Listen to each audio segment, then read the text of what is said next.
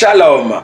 Vaut mieux la fin d'une chose que son commencement, nous dit Ecclésiaste chapitre 7, verset 8. Et vous savez, tout être humain connaît le jour de sa naissance, mais pas forcément le jour de sa mort.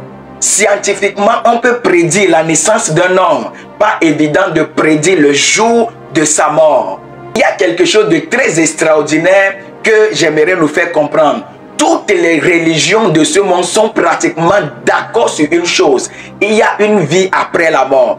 Et cette vie-là dépend de la manière dont on termine la précédente, c'est-à-dire la vie que nous sommes en train de mener sur cette terre. Donc, il est très important de se poser des bonnes questions pour avoir de bonnes réponses. Nous devons nous poser la question de savoir comment vivre sur cette terre et comment bien terminer notre vie sur cette terre. Car la vie que nous allons mener après, la vie que nous aurons après, c'est une vie éternelle. Et nous devons prendre le soin de savoir comment bien vivre sur cette terre, de bien finir la vie que nous sommes en train de mener actuellement afin d'avoir la bonne vie après la mort.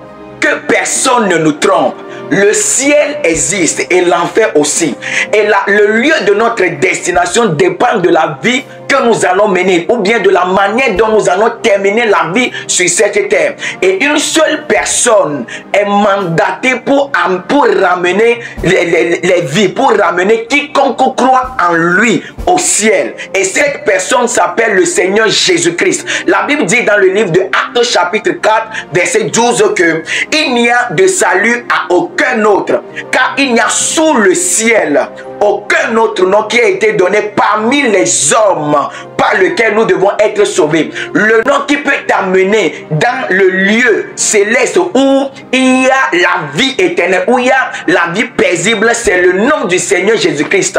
Et la Bible nous dit que quiconque croit en lui, quiconque croit en lui sera sauvé. Quiconque croit en lui aura la vie éternelle. Et cette vie-là se déroulera dans la Nouvelle Jérusalem. Donc j'aimerais te dire à toi qui me suis actuellement, la vie, ta vie que tu mènes actuellement, la vie que Dieu t'a donnée sur cette terre est très précieuse. Et tu dois bien l'amener pour avoir la vie éternelle après ton passage sur cette terre.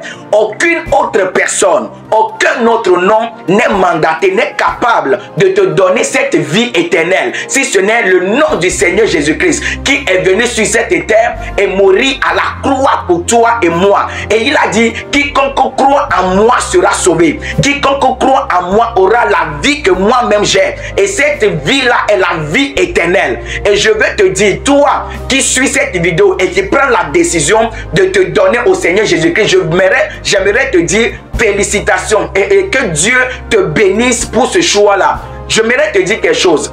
Tu ne dois pas t'arrêter juste.